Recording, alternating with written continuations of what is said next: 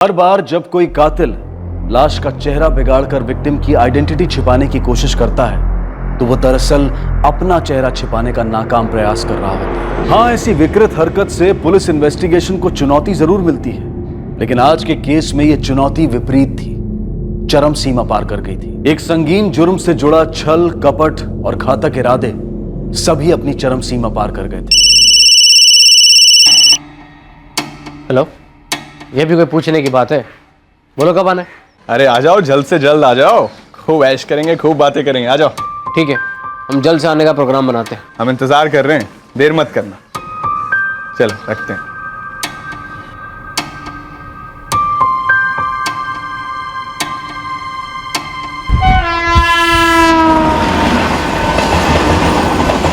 ये कहानी इस 23 साल के लड़के की 2 दिन बाद इसकी लाश बरामद होगी।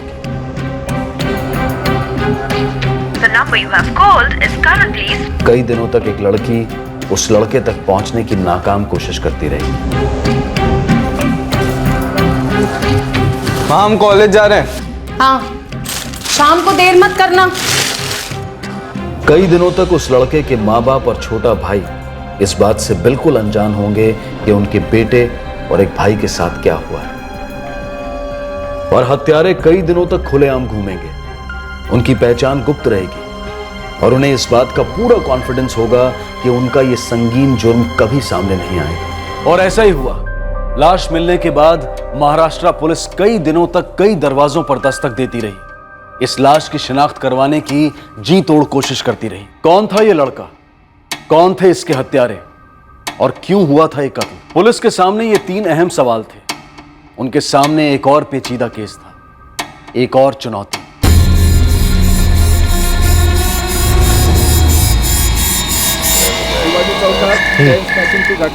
अच्छा, अंदर के अंदर।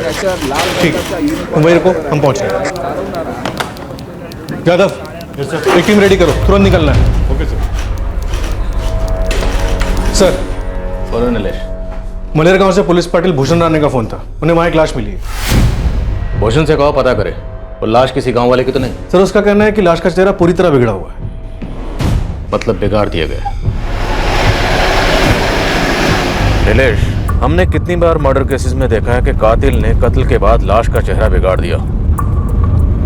इस बार भी मैं दावे के साथ कह सकता हूं कि कातिल ने लाश की सारी आइडेंटिफिकेशन हटा दी होगी।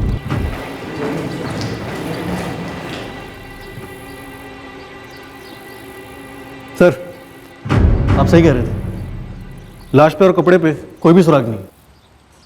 साहब, सुबह सुबह 8:30 बजे लोग मेरे पास आए।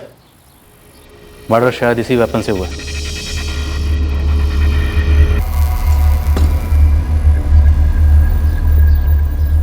सर, तहकीकात शुरू करने के लिए हमारे पास सिर्फ ये आधी बोतल विस्की की है और ये लॉकेट में किसी बाबा की तस्वीर है।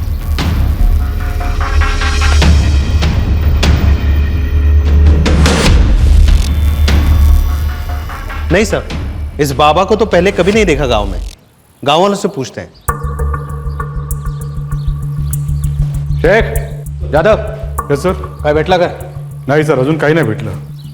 इन बाबा को किसी ने देखा? कोई जानता हो? ध्यान से देखो। नहीं सर। नहीं सर। शेख यादव, पूरा इलाका छान मारो। जी सर। नीलेश, बॉडी को पोस्टमार्टम के लिए भेजें। विक्टिम की एज तो पोस्टमार्टम रिपोर्ट के बाद ही पता चलेगी। भूषण जी, तब तक एक काम करो, मलेर गांव और आसपास के गांव में पता करो जी। कोई झगड़ा हुआ हो, कोई पुरानी दुश्मनी, कोई हाथापाई। जी सर। लेकिन साहब, मुझे लगता है ये आदमी हमारे गांव का नहीं है, क्योंकि हमारे गांव का होता तो अब तक तो पता चल जाता। कत्ल इसी चॉपर से हुआ डॉक्टर? पूरी संभावना है, क्योंकि चॉपर पर हमें जो खून के ट्रेसेस मिले हैं वो बॉडी के खून से मैच करते हैं। AB positive. कत्ल कब हुआ होगा? 12 घंटे से ज्यादा नहीं हुआ इंस्पेक्टर, और बॉडी में अल्कोहल लेवल काफी है। हमें क्राइम सीन से शराब की बोतल मिली है। विक्टिम की एज क्या होगी?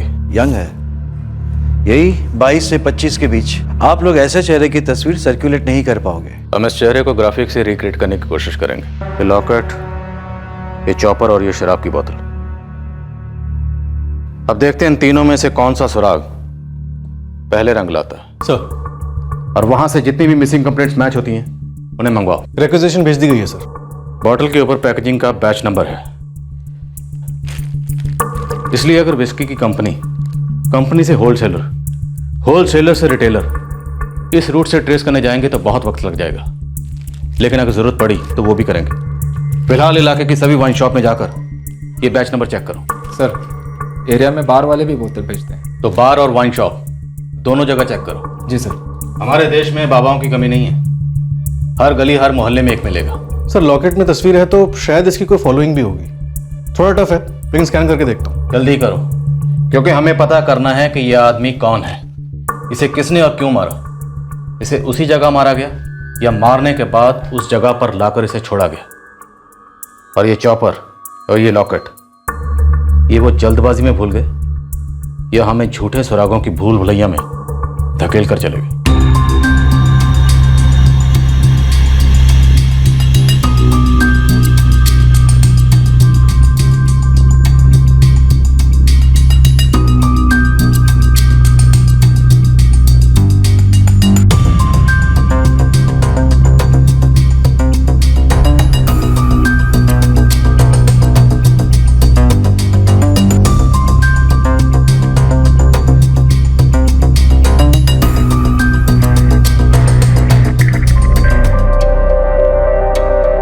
इस जमाने में साधु बाबा को ढूंढ निकालना मतलब घास के ढेर में सुई ढूंढने जैसा है मालिक। तभी तो ये काम तुझे दे रहा हूँ गोविंद। सुई जैसी तेज नजर है तेरी। मैं अपनी तरफ से पूरी ट्राई करूंगा। बाकी सबसे बड़े बाबा जी की इच्छा।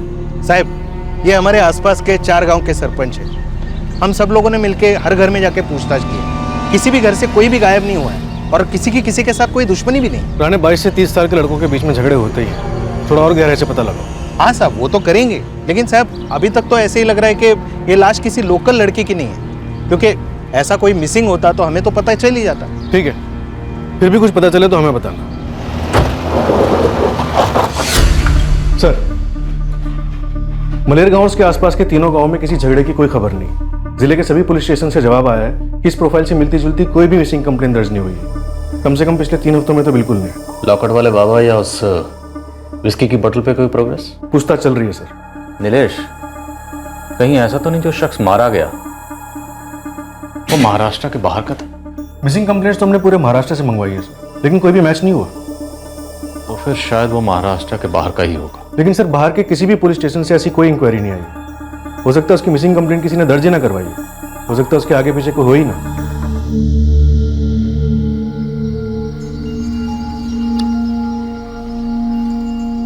कहाँ जा रही हो दीदी? बाहर। बाहर कहाँ? दोस्त से मिलने।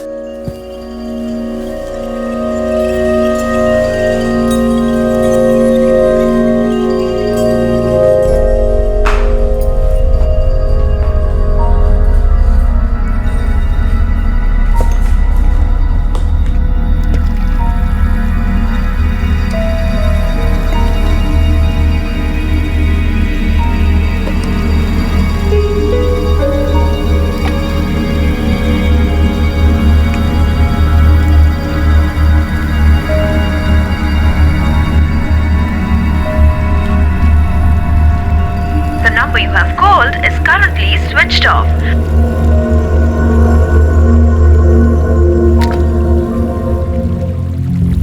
पर इतने दिन के लिए भी क्यों जाओगे तुम? अरे कुछ काम है इसलिए जाना पड़ रहा है हमें। ऐसा भी क्या काम है? अब वो हम तुम्हें नहीं बता सकते। हमें भी नहीं बता सकते? अरे बुद्धू, तुम्हें इसलिए नहीं बता रहे क्योंकि हम तुम्हें सरप्राइज देना चाहते हैं। देखो प्लीज हमें बता दो, पता नहीं क्यों हमें बहुत टेंशन हो रही है, ठीक नहीं लग रहा हमें कुछ, प्लीज। थोड़ा सब्र रखो, तुम्हें ऐसी गुड न्यूज देंगे कि झूम जाओगे तुम, और ऐसी गुड न्यूज ना तुमने कभी सुनी नहीं होगी। चलो अब मुस्कुरा दो फटाफट से। चलो चलो चलो चलो चलो चलो चलो।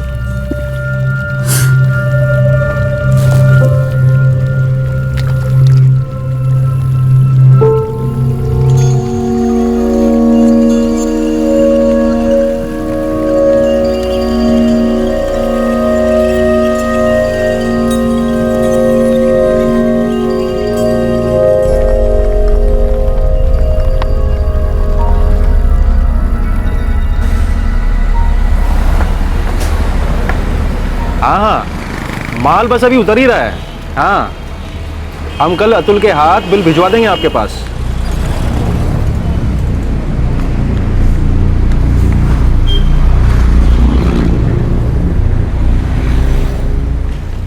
एक प्रेमिका बेचैनी में लिप्त और एक भाई मजबूरी में कैद। महाराष्ट्र के पालघर इलाके में फतेहपुर जिले के एक युवक की हत्या हुई थी, पर उसकी प्रेमिका ज्योति और उसका छोटा भाई अतुल इस बात से बिल्कुल अनजान थे। उस युवक का फोन बंद था।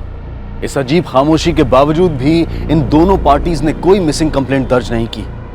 ऐसा क्यों था? दूसरी तरफ पालघर पुलिस को इस ब्लाइंड केस में अपना पहला ब्रेक थ्रू नजर आने लगा था।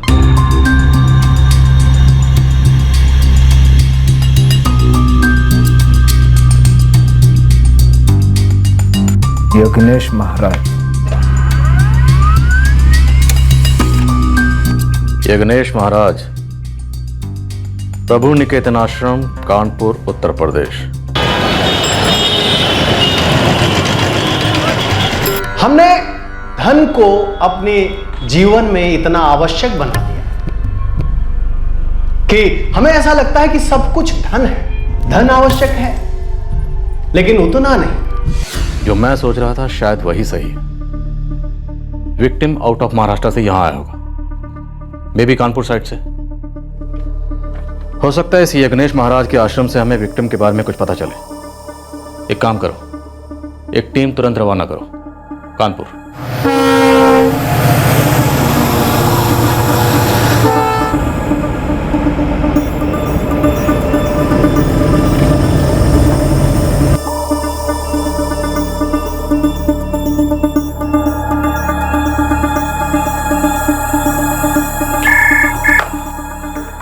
पीएसआई धनावड़े। हाँ जादव बोलो। सर वो दारू की बोतल का बैच नंबर मैच कर गया है। कहाँ पर? सर हाईवे से थोड़ा अंदर एक निराली बार है, वहीं से बेचा गया था यहाँ बोतल। ऐसे लाखों भक्त हैं जो हमारे यज्ञेश महाराज का लॉकेट पहनते हैं, पर ऐसे इस युवक की पहचान करना बहुत ही कठिन है। महाराज के महाराष्ट्र में भक्तगण है, पालघर साइड में। महाराज को देश विदेश से सत्संग के न्योते आते हैं, और एक बार जब सत्संग हो जाता है तो अपने आप भक्तों का परिवार वहाँ बन जाता है। वैसे पालघर में कोई मंडल नहीं। हाँ, मुंबई में बोरीवली इलाके में एक जरूर है जहाँ महाराज साल में एक बार दर्शन देते हैं। आयोजन कौन करता है बोरीवली में? नाम नंबर पता कुछ दे सकते हैं? जी जरूर।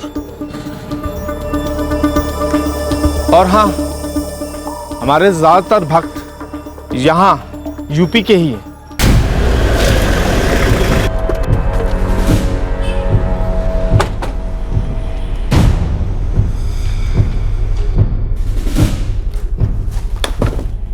मैं साहब को बोला था कि वो हाफ बोतल विस्की इधर से गया है। ये रेसिट 27 अक्टूबर को 9:40 का सेल है। 27 अक्टूबर को रात 9:40 पे ये बोतल यहाँ से खरीदी गई, और अगले दिन सुबह 28 अक्टूबर को हमें वो लाश मिली, और लाश के पास ये विस्की की बोतल। ये साहब ने मेरे को लाश का फोटो बताया, लेकिन साहब रात का टाइम इतना कस्टमर कैसे पहचानेगा? ऊपर से नॉर्मल फोटो भी नहीं, कंप्यूटर कॉपी। तुम लोग हर टेबल के हिसाब से ऑर्डर नोट करते हो? Correct sir. 7 नंबर टेबल से विस्की का हाफ ऑर्डर किया था सर। हमारे पास सीसीटीवी कैमरा भी है। सीसीटीवी है? मुझे 27 अक्टूबर की रात की फुटेज चाहिए, जल्दी। मैं लड़की को सीडी बनाने को भेजा, पहले से मालूम था। आप तब तक चाय ठंडा कुछ? सादा पानी।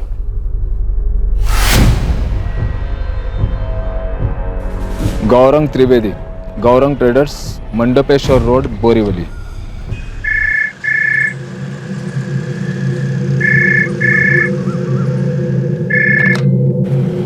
हेलो, कौन बोल रहा है? गौरंग त्रिवेदी जी। जी बोल रहा हूँ, आप कौन? मैं बागडोली पुलिस स्टेशन पालघर से कांस्टेबल जादव बोल रहा हूँ। हाँ बोलिए।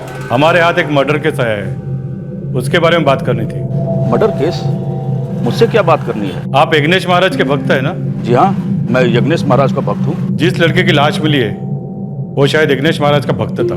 अच्छा, महाराज जी का भक्त था, बताइए। कानपुर के आश्रम वाले ने बताया कि आप उनका मुंबई में सत्संग करवाते हैं। जी मैं ही कराता हूँ उनका सत्संग। तो क्या आप उस आदमी को पहचान पाएंगे? उसके लिए आपको यहाँ आना पड़ेगा, पालघर। आ तो जाऊंगा, पर आज नहीं, अभी धंधे का टाइम है। मैं कल पक्का आऊंगा। ठीक है, कल आ जाइए।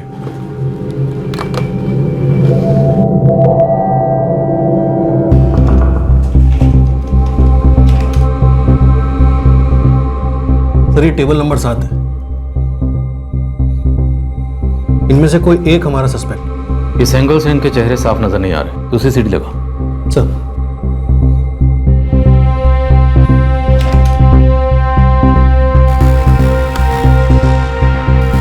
ये विक्टिम, हमें जो लाश मिली थी उसने यही कपड़े पहने थे। और ये जो दोनों इसके साथ हैं, ये या तो इसके रिश्तेदार हैं या फिर बहुत ही अच्छे दोस्त। हंसी मजाक हो रहा है, शराब पी जा रही है, और विक्टिम इस बात से बिल्कुल बेखबर था कि कुछ देर बाद ये दोनों इसके साथ क्या करने वाले हैं। लेकिन सर ये भी तो हो सकता है ये तीनों यहाँ से बाहर निकले हों और अपने अपने रास्ते हो लिए, और उसके बाद किसी और ने इसे मार डाला।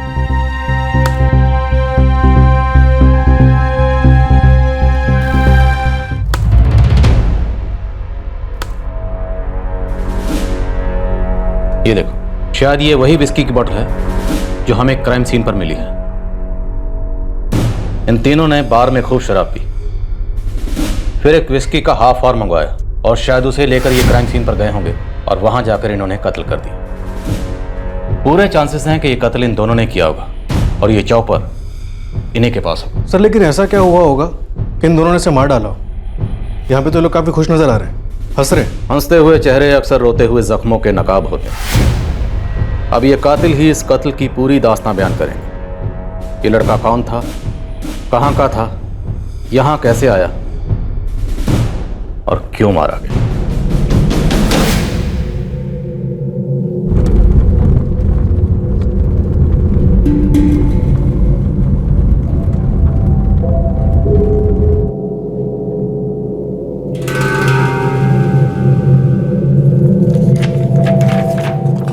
हमें लगता है ये लाश इस लड़के की है। जी नहीं इंस्पेक्टर, मैं इसे नहीं जानता। वैसे तो यज्ञेश महाराज जी के सत्संग में हजारों लोग आते हैं, लेकिन मैंने इस लड़के को पहले कभी नहीं देखा। इन दोनों लड़कों को कभी देखा हो? नहीं इंस्पेक्टर साहब, इन दोनों को भी नहीं जानता। हो सकता है कि ये दोनों हमारे महाराज जी के किसी भक्त के रिश्तेदार हों या दोस्त हों, और ये पता करने के लिए मुझे इन तीनों के फोटोग्राफ्स को भक्तों के बीच में सर्कुलेट करना होगा। और आप तो जानते ही हैं कि भक्तों की तादाद काफी होती है। कोई बात नहीं, आपको इन फोटोग्राफ्स की कॉपीज मिल जाएगी। जी, भक्तों को दिखाना शुरू कीजिए। जरूर जरूर।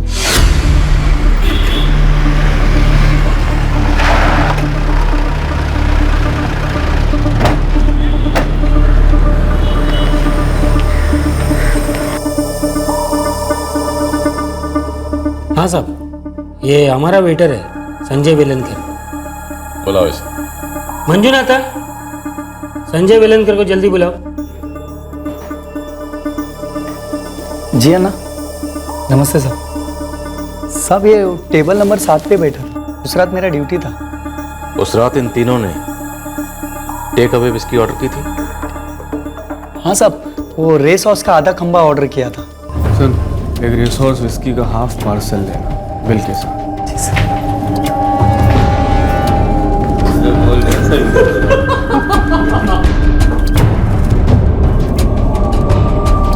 सर ये आपका रेस हॉर्स विस्की का हाफ और ये बिल।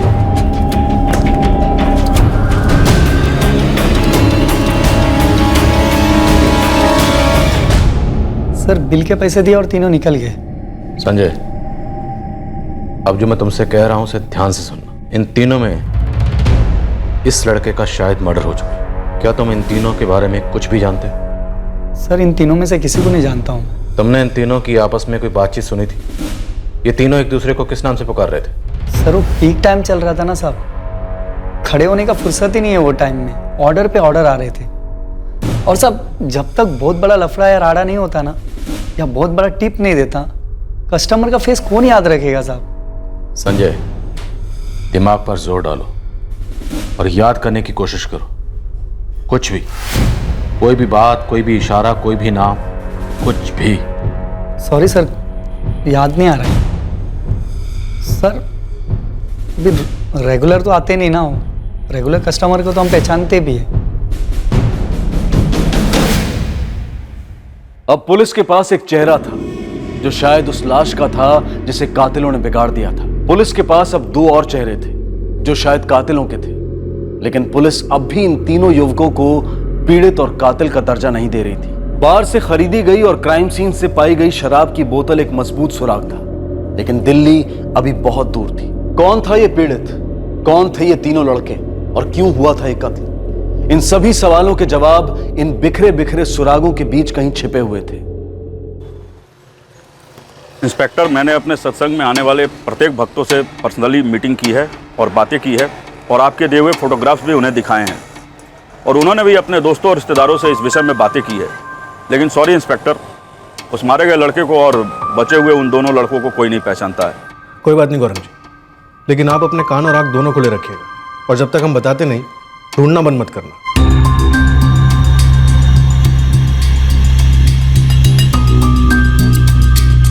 पालघर पुलिस ने कड़ा सर्च ऑपरेशन लॉन्च किया, ये पता लगाने के लिए कि पीड़ित और उसकी मौत के पहले उसके साथ देखे गए 2 युवक कौन थे, ताकि उनके बारे में कहीं से कोई सुराग उनके हाथ लग जाए। उसे एक लीड, उसे एक ब्रेक थ्रू की जरूरत थी जो कई कड़ियों को जोड़कर इस केस के ढांचे को एक आकार दे पाता। कुछ दिन और बीत गए, पर इन 3 युवकों के बारे में कोई भी खबर सामने नहीं आ रही थी। इसके गले में एक बाबा का लॉकेट भी था। समझ के चल सकते हैं कि विक्टिम मुस्लिम नहीं था। तो डॉक्टर आप क्या रिकमेंड करते हैं? डीएनए सैंपल्स मैंने ले लिए हैं, अब इसे और ज्यादा रख नहीं पाएंगे। आप फॉर्मेलिटीज कंप्लीट कीजिए, हम क्रियाक्रम की तैयारी करते हैं। मुंबई से कब आने की बात कहकर गए हैं जनाब? पक्का तारीख तो नहीं बताया, पर कह रहा था कि 1 महीना तो लग जाएगा। और ऐसा कौन सा तीर मारने गया वो मुंबई? हमें भी कुछ बता कर नहीं गए थे भैया। हमने पूछा भी था कि अचानक दीदी से मिलने के प्लान और उसके बाद सीधा मुंबई साइड जाने का प्लान कैसे बन गया। तो क्या बोला वो? बोले कि जिंदगी में सब कुछ अचानक ही हो जाता है, प्लानिंग से प्लानिंग तक नहीं हो पाती। लाइफ में जितना प्लानिंग व्लानिंग करना है कर लो, होगा वही जो तुम्हारी किस्मत में लिखा है। जिस चीज से तुम्हें 0 एक्सपेक्टेशन होगी ना, वही से धड़धड़ा के सामने आ जाएगी। लेकिन कुछ तो बताते जाओ भाई, अचानक दीदी से कहाँ मिलने जा रहे हो? कुछ बात है क्या? देखो भाई, हम सुनते हैं अपने दिल की, और हमारा दिल कह रहा है हमें जाने के लिए हम जा रहे हैं। चलो चलते। ऐसा भी क्या है बेटा जो तुम हमसे छिपा रहे हो? मुंबई कोई घर दुहारी है? कितना दूर है मुंबई, और वहां कैसे रहोगे, क्या करोगे? कुछ तो पता होना चाहिए ना घर वालों को। देखो माँ, भरोसा रखो हम पर। लौट कर आकर ऐसी खबर सुनाएंगे, खुशी के मारे लट्टू हो जाओगे तुम। और हमारा फोन थोड़ा बंद रहेगा वहां पे, क्योंकि वहां नेटवर्क का प्रॉब्लम है, तो चिंता मत करना। तुम संगीता दीदी को बताए हो कि तुम उससे मिलोगे? हम बताए उन्हें, और हम उन पे बोझा नहीं बनेंगे। बस 1 रात रुकेंगे, फिर चले जाएंगे मुंबई।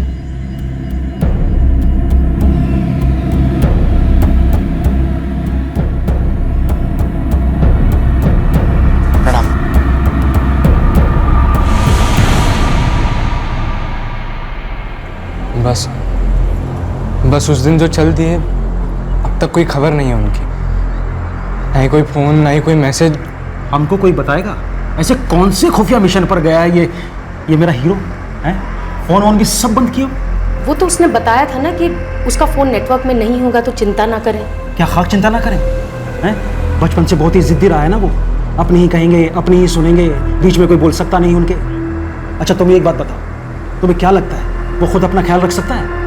दुनिया देखी है उसने, और उसे क्या पता कि एक एक दिन, एक एक पल माँ बाप के दिल पर क्या गुजरती है।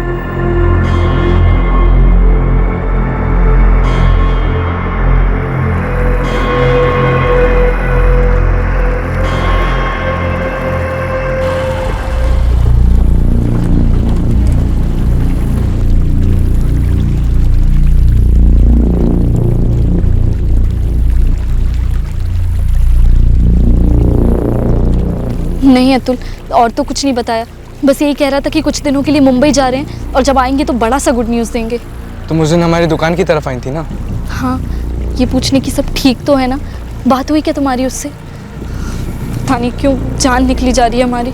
हमें भी कुछ बता कर नहीं गए भैया, बस इतना बताए थे कि उनका फ़ोन आउट ऑफ रेंज रहेगा। हमसे भी यही कहा था, पता नहीं क्यों हमें कुछ ठीक नहीं लग रहा। देखो तुम टेंशन ना लो, अगर भैया का तुम्हारे पास कोई फ़ोन आता है तो तुम हमें बता देना, और अगर हमारे पास कोई फ़ोन आता है तो हम तुम्हें बता देंगे। तुम्हारा नंबर नहीं है हमारे पास। नंबर दो।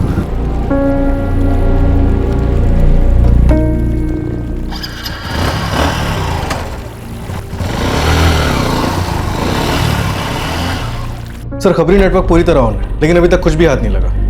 सर मुझे लगता है ये तीनों लड़के अपने पालघर के नहीं हैं, शायद महाराष्ट्र के ही नहीं है, वरना जितना जोर हम लोग लगा रहे हैं इतने में तो अब तक गारंटी से पूरा चिट्ठा खुल गया होता है। सर वैसे भी हम कई बार देख चुके हैं, लोग किसी के कपड़े, किसी का लॉकेट किसी को पहना देते हैं और कत्ल करके निकल जाते हैं। मतलब मरने वाला शायद कोई चौथा ही था, जैसा हम सोच रहे हैं उसके बिल्कुल उल्टा होने को हो सकता है। सर नीलेश, अगर होने को हो सकता है, ये क्यों नहीं हो रहा?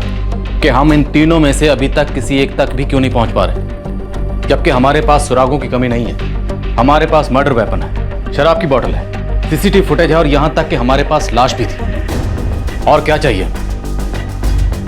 शेख, तुम बता रहे थे कि उस आश्रम के आदमी ने तुम्हें बताया कि उस बाबा के ज्यादातर भक्त यूपी के हैं। जी सर। एक काम करो, यूपी पुलिस को इस केस की सारी डिटेल भेजो और लाश की फोटो भी भेजो सर। और हाँ, वहां के सभी अखबारों और लोकल टीवी पर यह न्यूज़ चलवाओ।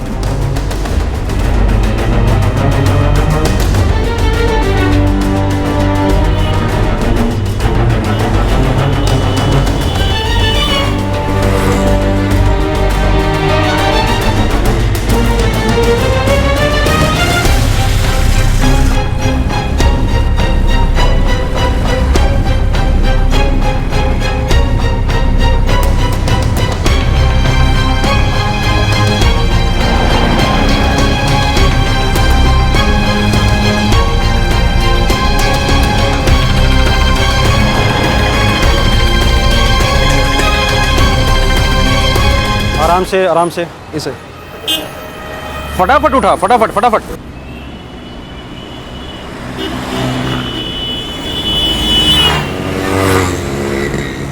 वे देख कर चलो बिरजू।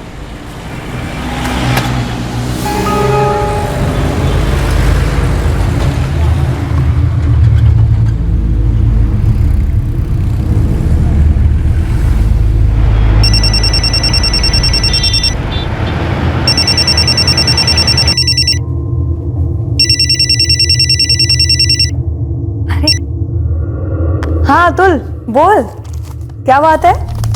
बड़े दिनों बाद याद आई अपनी दीदी की। दीदी, भैया भैया आपके यहाँ आए थे क्या? हाँ आया था ना कुछ दिन पहले। क्या बात है, वो घर नहीं लौटा अभी तक? वो आपके यहाँ कब आए और वहाँ से कब निकले वो? अरे लेकिन मुझे बता तो कि क्या बात है। हम कहें ना, पहले बताइए वो आपके यहाँ कब आए और वहाँ से कब निकले वो? अक्टूबर 25 को वो यहाँ आया था, फिर 27 की सुबह मुंबई के लिए निकला था। वो कह रहा था कि वहाँ उसका कुछ काम है, वो करके फिर फतेहपुर लौटने वाला है। लेकिन तू मुझे अब तो बता कि माजरा क्या है। अतुल, हे अतुल चल। दीदी हम आपको बाद में फोन करते हैं।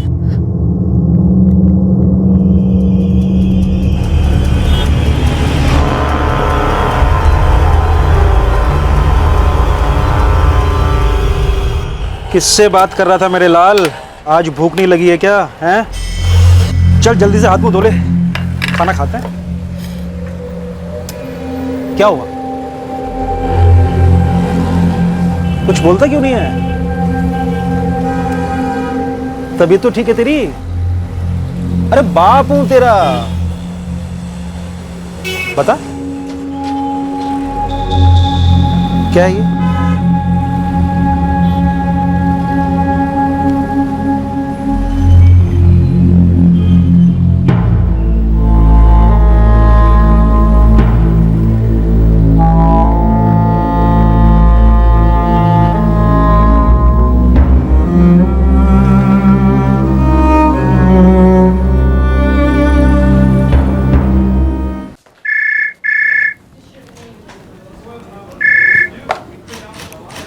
Bagdoli police station, PSI Nilesh Dhanawade बोल रहा हूँ। सर हम अतुल राजपूत बात कर रहे हैं, फतेहपुर यूपी से। हाँ अतुल जी बोलिए। कि वो महाराष्ट्र पुलिस ने अखबार में इश्तिहार दिया है एक लाश के बारे में जो आपको 28 अक्टूबर को मिली है। हाँ, आप जानते हो उस लाश के बारे में? सर हम दावे के साथ तो कुछ नहीं कह सकते हैं, लेकिन वो जो कपड़े दिखाए हैं और हाइट, ब्लड ग्रुप, गले में महाराज का लॉकेट, वो सब कुछ हमारे बड़े भैया से मैच करता है सर। आपके बड़े भैया मुंबई आए थे? जी सर, अहमदाबाद से मुंबई आए थे। हमारी बड़ी दीदी अहमदाबाद में रहती हैं, वो उन्हीं से मिलने गए थे। उसके बाद हमारी भैया से कोई बात नहीं हुई सर। क्या नाम है तुम्हारे भैया का? विकास राजपूत। देखो अतुल, हमारे पास एक सीसीटीवी फुटेज है जिसमें एक लड़का है जो हमारे हिसाब से वही है जो मारा गया। तुम एक काम करो, अपना मोबाइल नंबर दो, मैं तुम्हें उसकी फोटोग्राफ भेजता हूँ।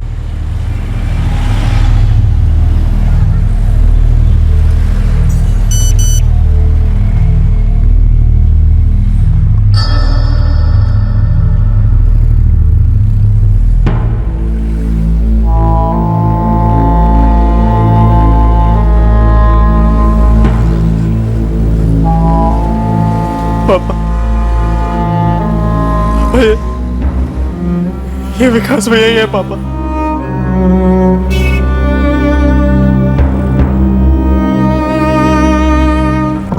सर, विक्टिम की फैमिली ट्रेस हो गई है, यूपी के फतेहपुर जिले में। क्या नाम है विक्टिम का? विकास राजपूत नाम था सर, 23 साल का था, फतेहपुर जिले के दीरू गांव का रहने वाला था। वो दोनों लड़के, उनकी कुछ शिनाख्त हुई? सर, विकास के पिता और भाई कल यहाँ पहुंचने वाले हैं। दोनों के फोटोग्राफ्स हमको दिखाते हैं, शायद वो आइडेंटिफाई कर लें।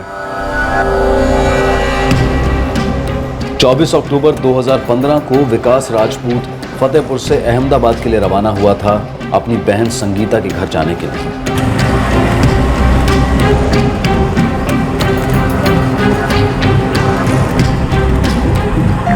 अच्छा किया जो ऐसे अचानक मिलने आ गए। बस मन किया आपसे मिलने का, सोचा आ जाए तो बस आ गए। हाँ विकास, एक दिन नहीं जाता जब हम तुम्हें और अतुल को याद नहीं करते। क्या मजेदार यादें थी हमारे बचपन की। बचपन के दिन तो बहुत अच्छे थे। अच्छा एक बात बताओ विकास, कि तुम हमसे मिलने आए हो या किसी काम से आए हो यहाँ?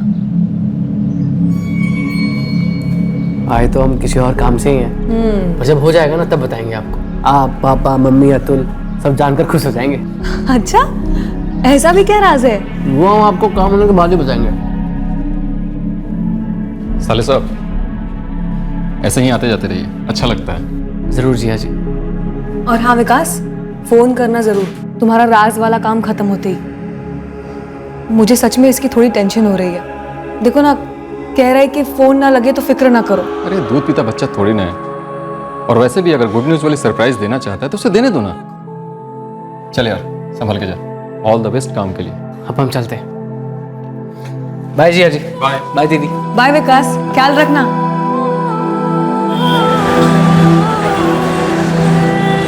27 अक्टूबर को विकास मुंबई आया। उसकी यहां आने की वजह एक राज था। उसने किसी को नहीं बताया कि मुंबई में ऐसा क्या काम निकल आया था। उसकी अपनी गर्लफ्रेंड अनजान थी, उसकी अहमदाबाद में बहन अनजान थी, और फतेहपुर में उसकी माँ, उसका भाई और पिता भी अनजान थे। और अब उसकी मौत की खबर आई।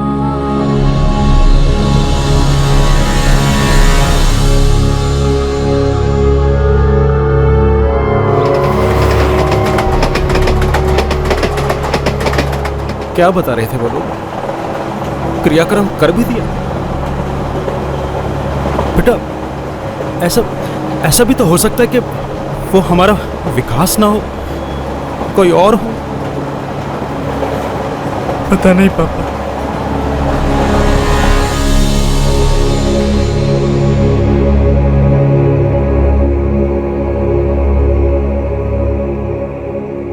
क्या तुमको इन सब के बारे में कुछ भी पता था?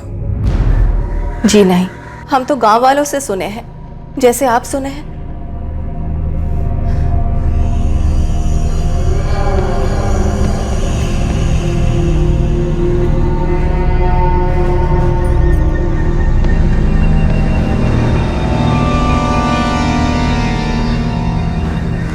ये विकास ने तुमको बताया कि मुंबई किस काम से जा रहा है?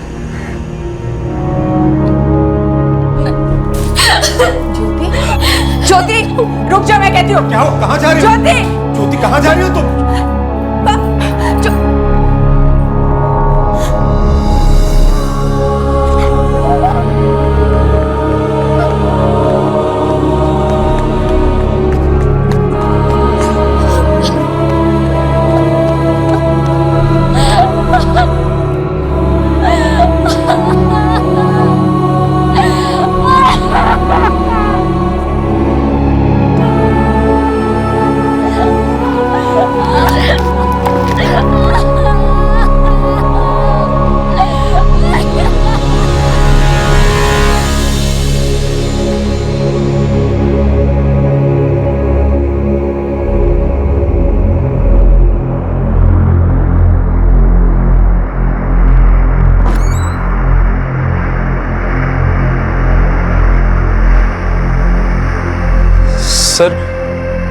सर, विकास भाई का ब्लड ग्रुप भी AB पॉजिटिव ही था सर। 27 अक्टूबर को जब विकास अहमदाबाद में आपके घर से मुंबई के लिए निकला था, तब उसने यही कपड़े पहने थे।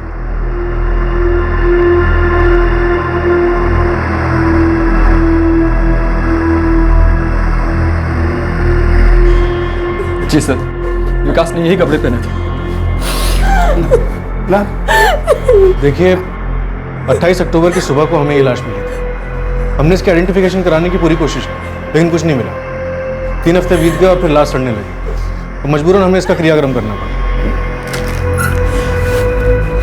किसने किया ऐसा? हमें सिर्फ शक है। अभी हम दावे के साथ कुछ नहीं कह सकते। हमारे पास सीसीटीवी फुटेज से लिए हुए फोटोग्राफ्स हैं। उनमें जो 2 लड़के हैं वो 27 अक्टूबर को आपके बेटे विकास के साथ थे। नीलेश,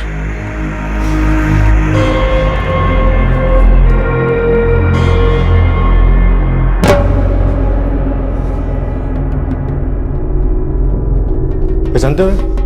हाँ सर, जानते हैं इन्हें, बहुत अच्छे से जानते हैं इन्हें सर। कौन है ये दोनों? सर ये रवि पांडे है सर, और ये सूरज पांडे, इसके ताऊ का लड़का है सर। लेकिन ये लोग भैया के साथ क्या कर रहे हैं यहाँ पर? सर क्या इन्होंने भैया को बुलाया था? सर क्या आपने पकड़ लिया इन्हें सर? नहीं, अभी हम इन दोनों तक नहीं पहुंच पाए। हमारे पास इन दोनों के लिए बहुत सारे सवाल हैं, लेकिन उससे पहले हमें कुछ सवाल आप लोगों से भी करने हैं। गजेंद्र जी, आपके बेटे विकास की पहचान करवाने का सफर हमारे लिए बहुत लंबा रहा, और अब ये दोनों लड़के रवि और सूरज, क्या मालूम? देखिए, ये केस तभी सुलझेगा जब हम इस केस की तह तक जाएंगे। इसलिए प्लीज बताइए कि आखिर इन तीनों के बीच में क्या हो?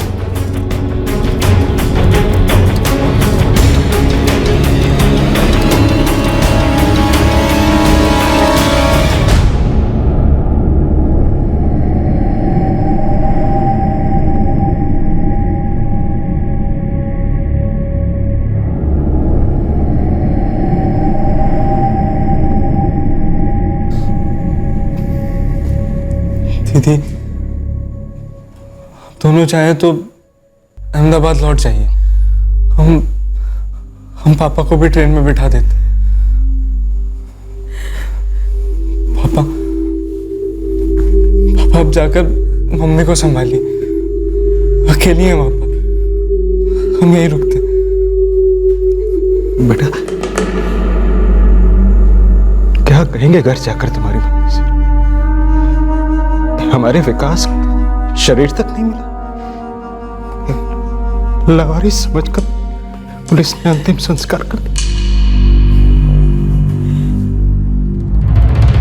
ये तीनों लड़के फतेहपुर जिले के दीरू गांव के रहने वाले हैं। सर, विकास की फैमिली बता रही थी ये तीनों बचपन के दोस्त हैं। शेख सर, एक काम करो, एक टीम लेकर इनके गांव जाओ, सिविल ड्रेस में जाना, पता करो कि ये दोनों लड़के रवि पांडे और सूरज पांडे कहीं अपने गांव में तो नहीं छुपे हुए। जी सर।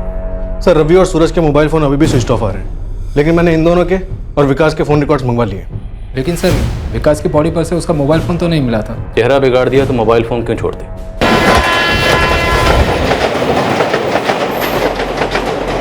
विकास के पिता गजेंद्र राजपूत घर के लिए रवाना हुए, टूटे हुए, हारे हुए। पर विकास का छोटा भाई अतुल अपने दर्द का घूंट पीकर इन्वेस्टिगेशन में पुलिस की मदद करने के लिए रुक गए। रवि और सूरज पांडे की और जानकारी पाने के लिए पुलिस अब उत्तर प्रदेश के फतेहपुर जिले पहुंच गई।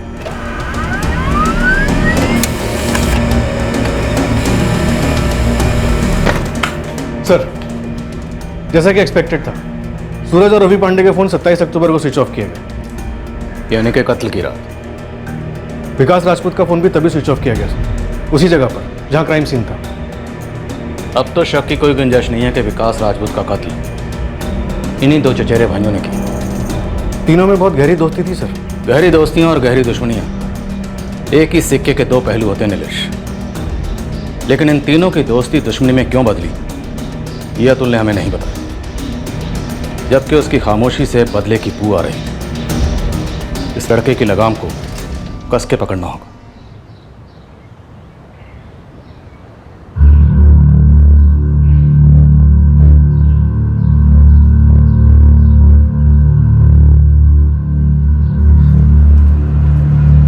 सूरज कहाँ है भजन? अरे भैया, हम लोगों को कुछ पता नहीं। खबर तो सुने ही होगी। सुने हैं, पर तब से बहुत टेंशन में हैं हम लोग। ये अरे भैया, रवि की कोई खबर? ये हमारे लड़कों ने क्या कर दिया बचन? पीड़ित विकास राजपूत और संदिग्ध रवि और सूरज पांडे के बीच की दोस्ती कई साल पुरानी थी। सूरज पांडे मुंबई में नौकरी कर रहा था। जब जब वो छुट्टी मनाने गांव लौटता, ये तीनों दोस्त सारे गांव को सर पर उठा लेते।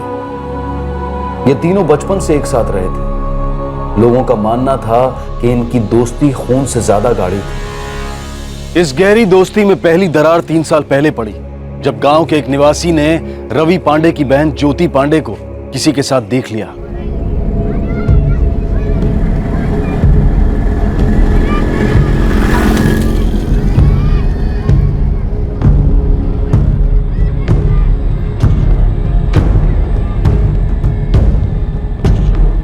लखन चाचा, ज्योति के साथ वो लड़का कौन था?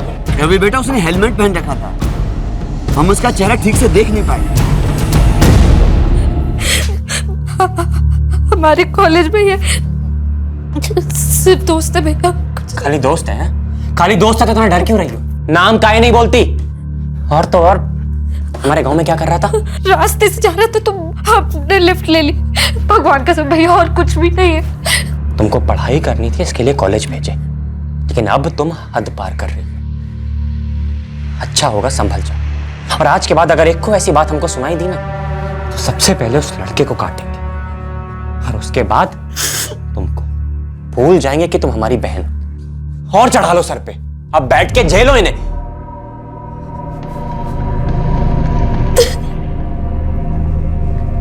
रवि, ये तुम्हारा गुस्सा न तुम्हारे लिए ठीक है न तुम्हारी बहनों के लिए। अरे पापा, आप समझ काहे नहीं रहे? हम कोई बंबई कलकत्ता में नहीं रहते, हम गांव में रहते हैं, और यहाँ गांव में लड़की की इज्जत उछलते 2 सेकंड नहीं लगता है। और अगर एक बार ऐसा हो गया ना, तो मतलब जिंदगी भर के लिए पूरी परिवार की नाक कट जाए, और ये बात हमें कतई मंजूर नहीं।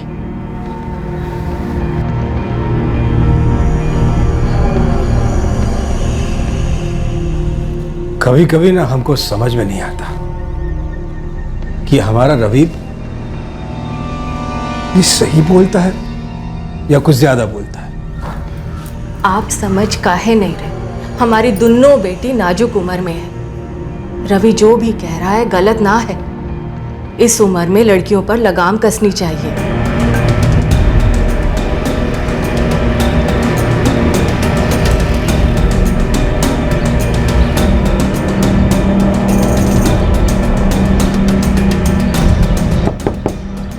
अबे क्या बात है यार, बोलो ना।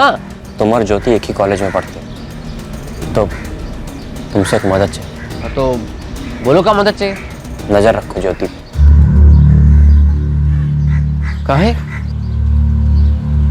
एक आदमी काम करता है हमारे, लखन। वो हमको बताया कि वो ज्योति को किसी बाइक वाले के साथ देखा। हम घर जाके 2 दिए उसको, लेकिन बोल रही है कि खाली दोस्त है। बहन को काहे मार दिया यार तुम? हमारी इज्जत का सवाल है। ज्योति ने कुछ बताया कि कौन है, का इरादा क्या है उसका? कुछ इरादा चाहे जो भी हो, हमारा इरादा साफ है। हमारी बहन के साथ या आसपास जो भी लड़का दिखा ना, काट डालेंगे उसको। तुम गुस्से से काम काहे ले रहे हो यार? हम करते हैं, पता काम माजरा है। माजरा जो भी हो, लेकिन हमारी बहन की शादी तक उसके आसपास कोई लड़का नहीं हो सकता।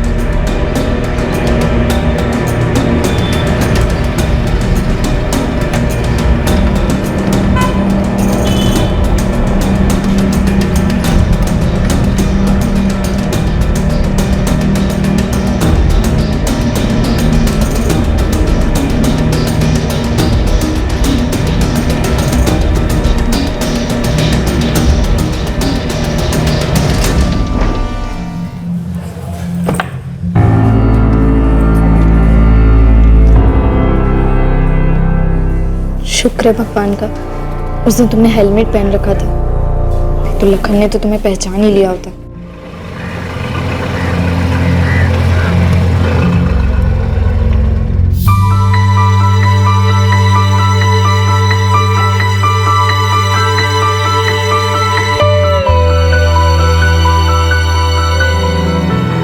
ज्योति, ये तकदीर भी का अजीब खेल खेलती है ना।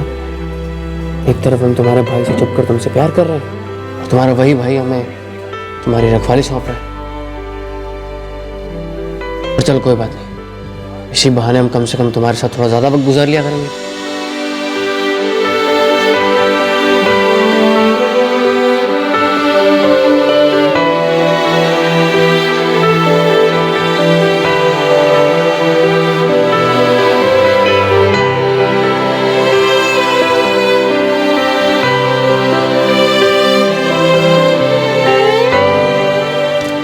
प्रिया, वेरी बैड, ऐसे किसी की डायरी नहीं पढ़ते।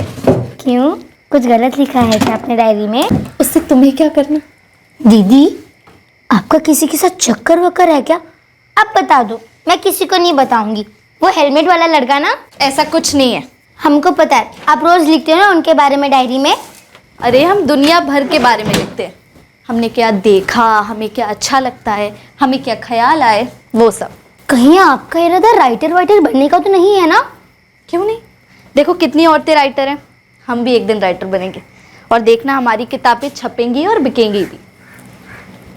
दीदी, एक बात पूछे, उस लड़के के बारे में नहीं तो फिर? रवि भैया। क्या हुआ?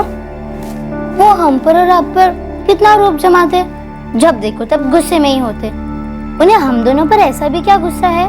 प्रिया, ये उनका गुस्सा हम पर नहीं है, ये कुछ मर्दों का सारी औरत जात पर गुस्सा है। उन्हें डर है कि हम अपना नाम कमाएंगे, हम आगे बढ़ जाएंगे, हमें जो गलत लगेगा हम उसके लिए बोलेंगे, इसीलिए। इसमें डरने जैसा क्या है? ये तो अच्छी बात है ना?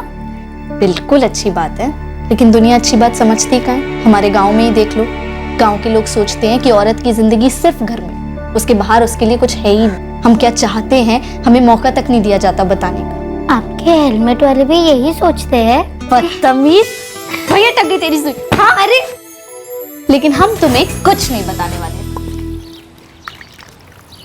पता किए? किस बारे में? ज्योति के कॉलेज वाले लड़के के बारे में।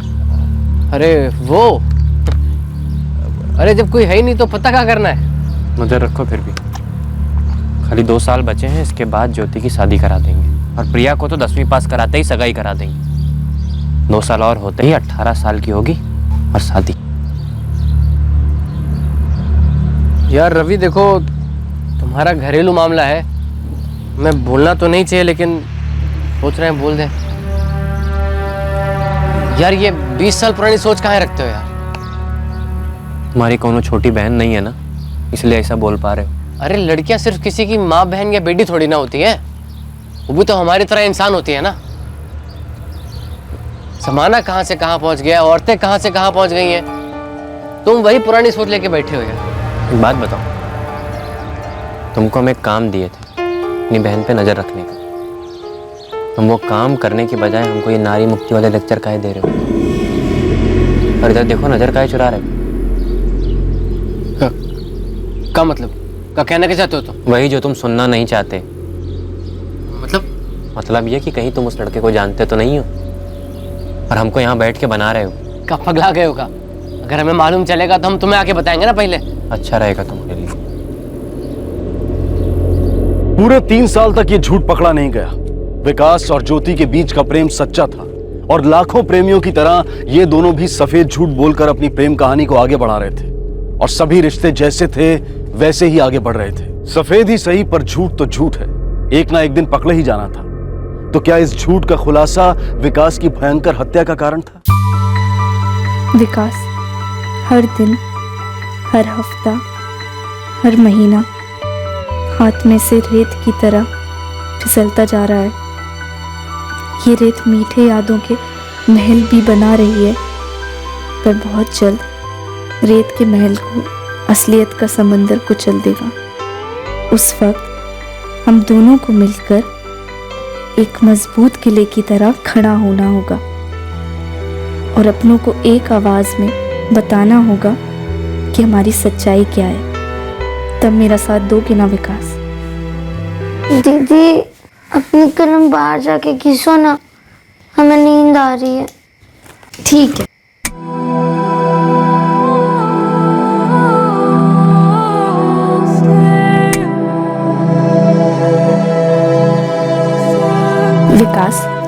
पॉजिटिव सोचने से पॉजिटिव वाले सपने आते हैं। और हमको पता है हमारी कहानी की भी हैप्पी बिगनिंग होगी। एंडिंग में तो हम विश्वास ही नहीं करते ना।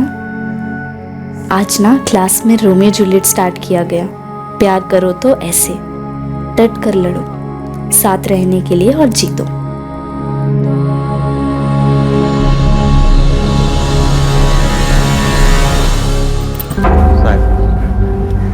साहब ये पांडे ब्रदर्स, रवि और सूरज गांव में नहीं है। गांव में सबको विकास के मर्डर की खबर लग गई है।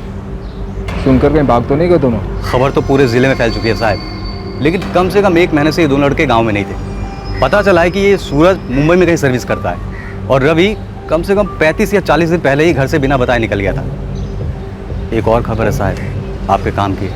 कैसी खबर शेख? सर ये विकास राजपूत पर पिछले साल पुलिस केस हुआ था, अटेम्प्ट टू मर्डर का। किस पर? रवि पर या सूरज पर? नहीं सर, कोई तीसरा था। कौन था? किस सिलसिले में झगड़ा हुआ था? सर ये खबरी चंदर ने बताया कि पिछले साल पंचायत की इलेक्शंस थी।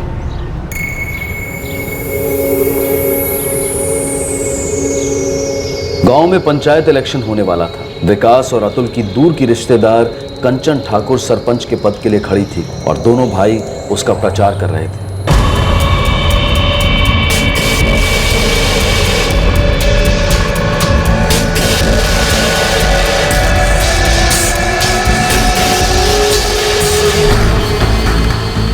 रवि पांडे के मामा नरसिंह शर्मा भी सरपंच के पद के उम्मीदवार थे। दो दोस्तों के दो रिश्तेदार चुनाव लड़ रहे थे। माहौल तनाव से भरा हुआ था। सुनो, ये दीवार हम बुक किए हैं अपने पोस्टर के लिए। ये गांव का दीवार है। इस सिनेमा घर का टिकट नहीं है तो एडवांस में बुक करा लोगे। अबे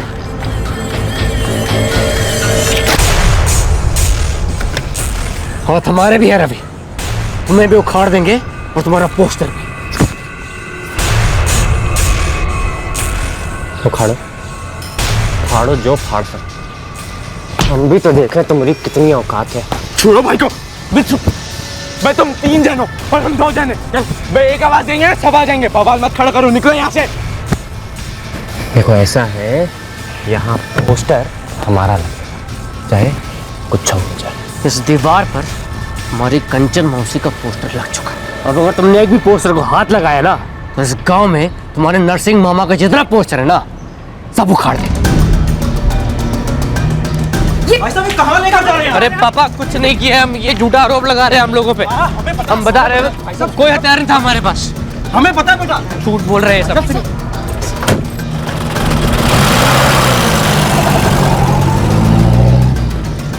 साहब हम सच बोल रहे हैं। हाँ हाथापाई हुई थी, दोनों पार्टियां आमने सामने थी। टेंशन बढ़ा और हो गई मारामारी। तो तुमने फायर किया? नहीं नहीं साहब, हमने कोई फायरिंग नहीं की है। ये सब मनगढ़ंत झूठा दावा है दूसरी पार्टियों का हमारे पास कोई बंदूक नहीं है। हम सच बोल। वो तो सारा हम कुछ पता कर ही रहे विकास राजपूत, लेकिन कंप्लेंट सामने से आई है और जब तक हम पता नहीं कर लेते कि माजरा क्या है तुम लॉकअप में ही रहोगे।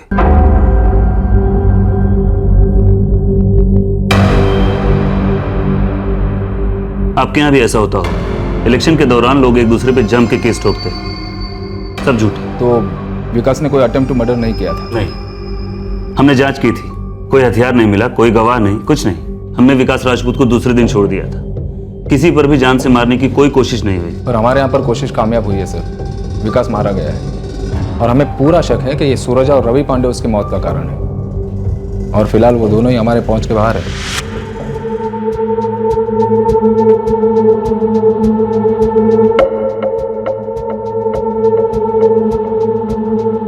सूरज पांडे के घर पर लगातार पुलिस की नजर लगी थी।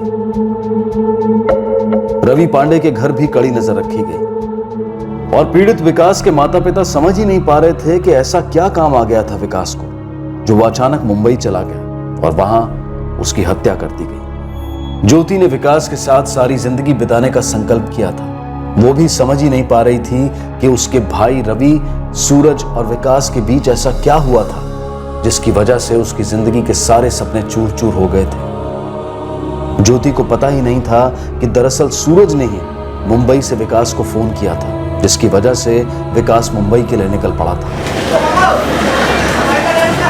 विकास और सूरज और शायद रवि के अलावा किसी को इस बात की भनक तक नहीं थी कि विकास की इस मुंबई यात्रा के पीछे राज क्या था। वो कौन सी सरप्राइज गुड न्यूज थी जो विकास ने ज्योति को, अपने माँ बाप और भाई को और अहमदाबाद में अपनी दीदी और जीजा जी को सुनाने का वादा किया था? नहीं सर, कुछ भी नहीं बताया भैया ने। और ये तो बिल्कुल भी नहीं बताया था कि वो सूरज और रवि से मिलने वाले हैं। लेकिन वो उनसे मिले। वो ना उनसे सिर्फ मिले बल्कि उनके साथ हंसते खेलते हुए शराब भी पी। वही तो सर, वही तो सबसे बड़ा शौक है सर। समझे नहीं आ रहा है कि भैया उन दोनों से मिलने के लिए इतनी दूर मुंबई क्यों आए? हमें पता चला है कि तुम लोगों के बीच में कुछ रंजिश थी। पिछले साल पंचायत के चुनाव को लेकर कुछ तनाव था। क्या तुम्हारे भाई के कत्ल की वो वजह हो सकती है? नहीं सर, ऐसा कुछ नहीं था सर। सर वो सारी बातें तो तभी की तभी शांत हो गई थी सर।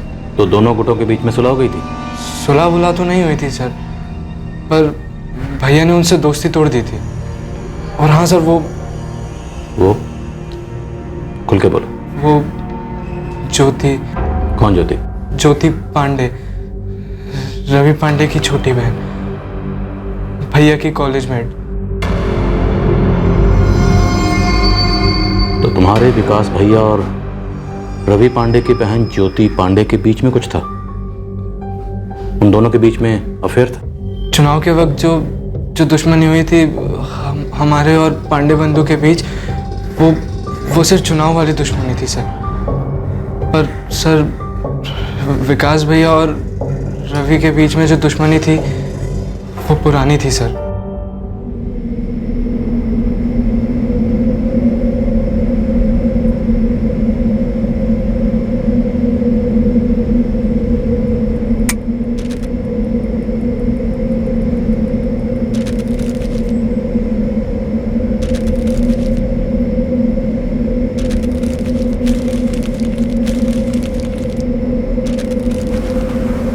ज्योति, ज्योति, अरे यहाँ काहे सोए हो? अंदर जाके सो चलो। ज्योति,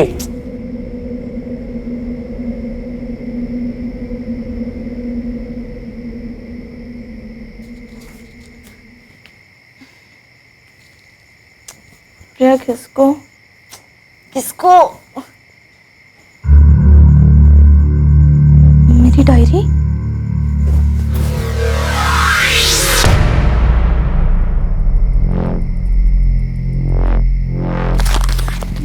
ये हमारी पर्सनल डायरी है। विकास,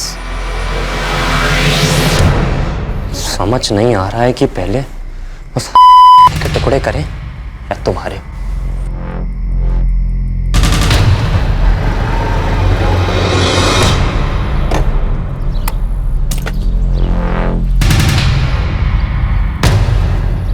अबे रवि, क्या हुआ अबे?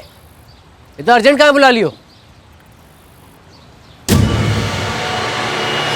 क्या हुआ?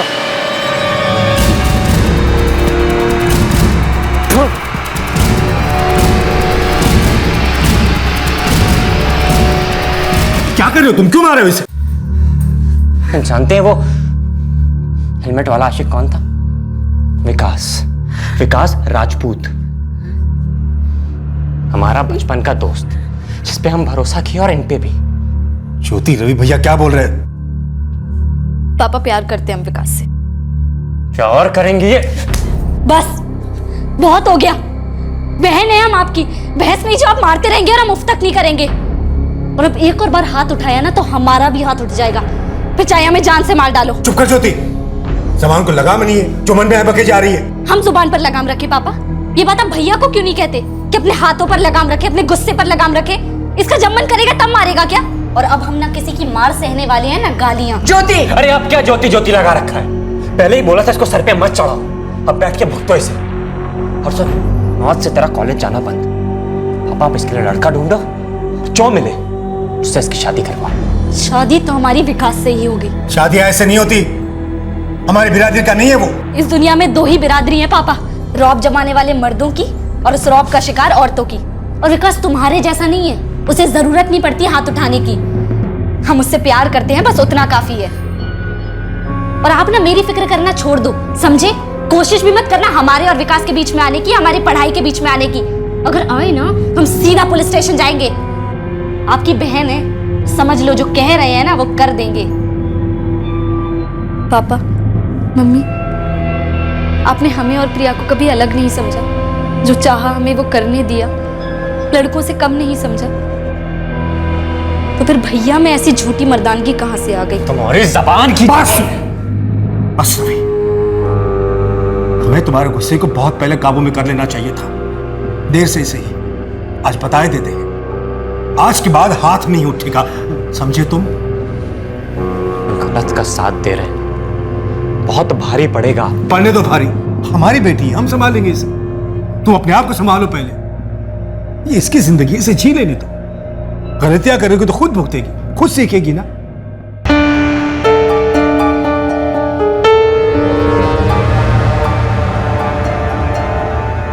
पापा को बता देते हैं भाई, बड़ों को बात करने दो।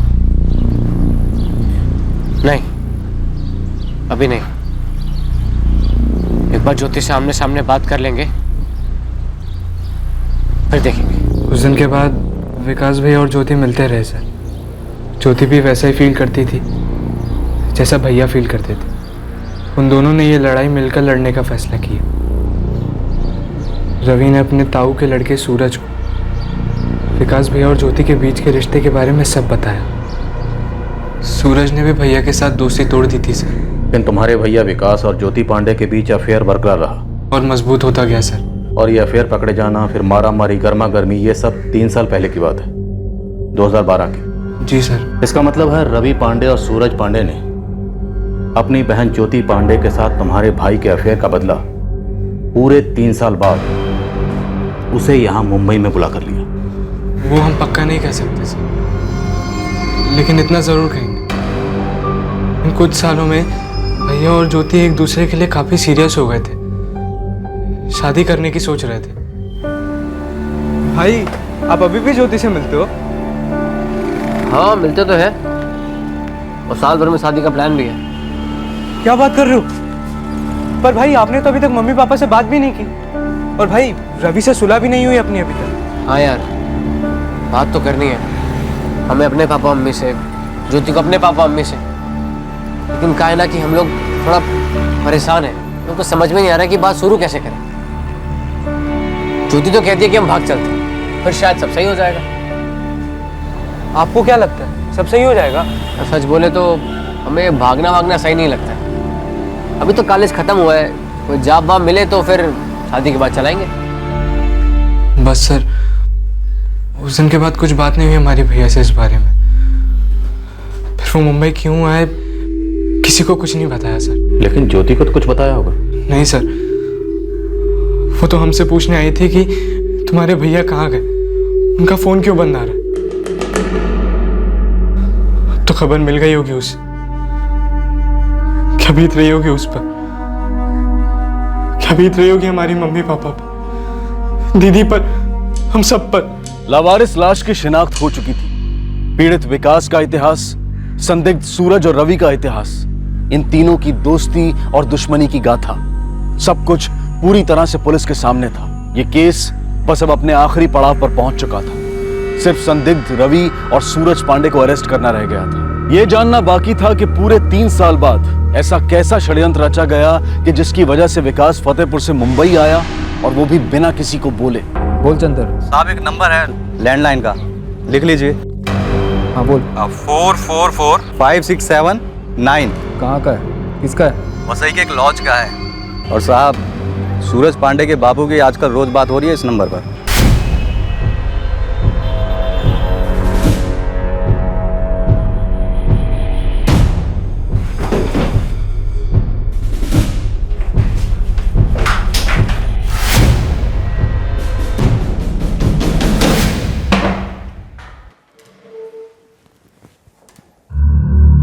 पांडे जी एंड पांडे जी, तुम दोनों के माँ बाप, विकास के माँ बाप और हमारे थाने के सभी लोग ये जानने के लिए बेहद उतावले हैं कि तुम दोनों ने विकास के साथ ऐसा क्यों किया, और विकास खुद चलकर मौत के मुंह में क्यों आया। हाँ, बस निकल रहे हैं, पहुंच गए समझो। हाँ हाँ, okay okay okay okay done. माँ, हम जा रहे हैं। संभल कर जाना। किसी लड़के की बात किए थे पापा ये ज्योति के लिए? नहीं बेटा, तुम शायद भूल रहे हो। तुम पापा से कहे थे कि तुम ज्योति के लिए लड़का देखोगे, और तब पापा कहे थे कि ज्योति अभी तैयार नहीं है। सही है, तो आखिरकार तुम भी आ गई ज्योति की बातों में। मालूम है ना जमाना कैसे नोच खाएगा अगर किसी भी दूसरी जात में शादी की, उस विकास से। और फिर अपनी प्रिया की शादी तो भूल जाओ। हम तुम्हारी सारी बात समझते हैं बेटा, लेकिन ज्योति अभी तैयार नहीं है, तो फिर बात आगे कैसे बढ़ा सकते हैं? और जबरदस्ती तो हम ज्योति के साथ करेंगे नहीं।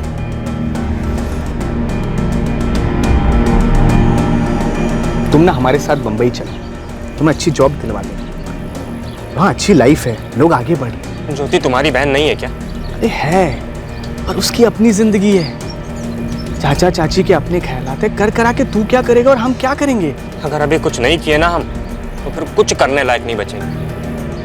बीमारी की तरह फैल गई, हर लड़की अपने घर से निकलकर दूसरी बिरादरी में शादी कर रही। ज्योति को ही ले लो, विकास के साथ चिपकी हुई, देखना शादी करके मानेगी, पूरी इज्जत बर्बाद कर दी। छोड़ना यार।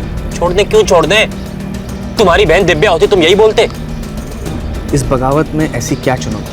चुनौती है अपनी इज्जत बचाने की और उस विकास को खत्म करने की। माने विकास को जान से खत्म करना। हमारी दो बहनें ज्योति और प्रिया और तुम्हारी दिव्या, अब हमारी जिम्मेदारी बनती है कि इन तीनों की इज्जत बचाएं, इनको बर्बाद होने से रोकें। अगर आज दो पैसे कमाने के लिए बंबई भाग गए ना, तो गांव वालों को कभी दोबारा मुंह नहीं दिखा पाएंगे। अब तो सोच, तुझे दो पैसे चाहिए या इज्जत? तेरे लिए चुनौती क्या है? सॉरी सर, पता नहीं हम इसकी बातों में कैसे आ गए। पीते शराब और एक्टिंग करते हो दूध पीने वाले बच्चे की। सर ऐसा नहीं है सर, हम कहीं ना कहीं विकास को दगाबाज मानते थे, लेकिन ज्योति के लिए हमें बुरा भी लगा। मर्डर के तो सब खिलाफ थे सर, पर पता नहीं इसकी बात में कैसे आ गए हम। कहाँ चल दिए? अब काम से जा रहे हैं। अब चिंता मत करिए, हम कुछ दिनों में वापस आ जाएंगे। रवि ने घर वालों को कुछ भी नहीं बताया, बस चुपचाप मुंबई चला आया। तब मैं मुंबई वापस लौट चुका था।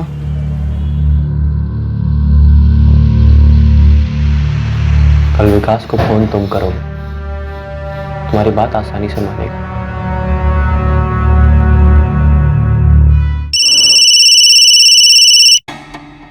हेलो, कैसे हो यार?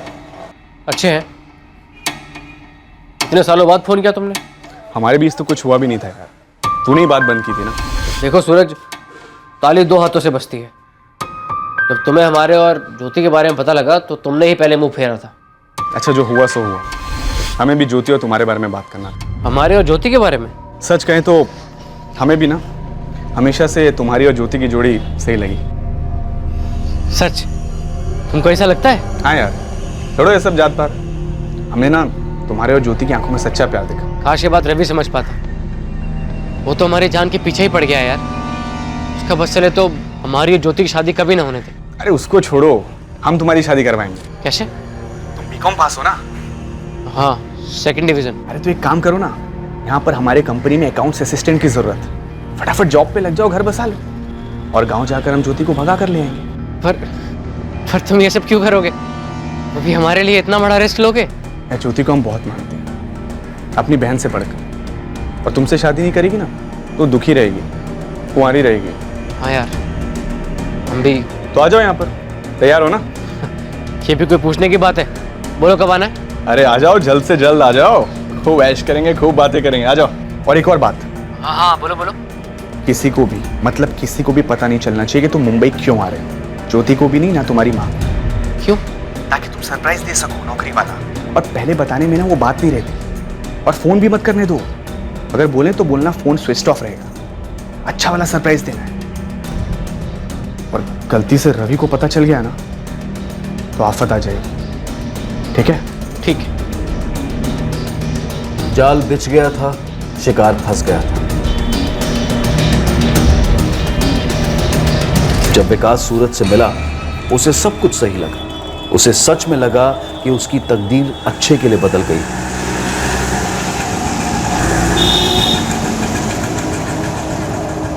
यहाँ रहते हो? हाँ, तुम भी रहोगे ज्योति के साथ, ऐसे ही बिल्डिंग।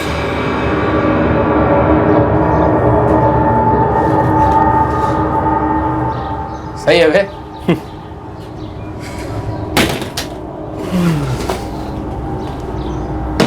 तेरे लिए एक सरप्राइज है। बोलो। उधर देख।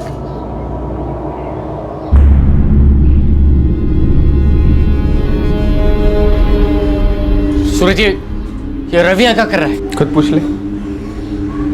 क्यों? चौंक गए हमको देख के? क्या चल रहा है सब? तुम्हारा द एंड हो रहा है।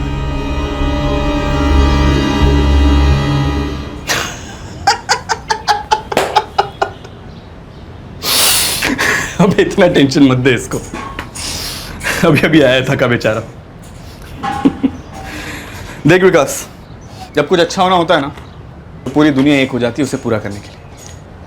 समझे नहीं हम? उस दिन तेरे से बात हुई, तेरे भाई साहब पधारे और हमने सारा इरादा बता दिया इसको। देखो विकास, ऐसा है कि पहले तो हमारी खोपड़ी घूमी, फिर हम ये सोचे कि अगर ज्योति को तुम्हारे साथ खुश रहना है तो तुम ही सही। क्योंकि क्या है कि अगर तुम उसको तकलीफ दोगे तो 2 घंटा आप मार सकते हैं। देखो ऐसा है कि आपसे दुश्मनी सब खत्म, तुम अब इनके साथ रहो और नौकरी की तैयारी करो। हम जा रहे हैं गांव तुम्हारी शादी की तैयारियां कर। अरे अब तो हंस दो। अबे अब तो हंस दे, नौकरी और छोकरी साथ साथ कौन करता है इतना। अरे पता नहीं था तुम समझ जाओगे यार।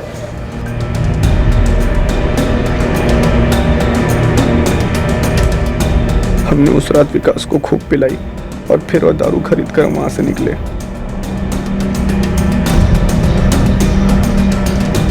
हमने बहाना बनाया कि हम घर पे नहीं पी सकते क्योंकि मकान मालिक मना करता है। वहां हमने विकास को खूब पिलाई, बहुत सारी शराब पी चुका था वो। है रवि,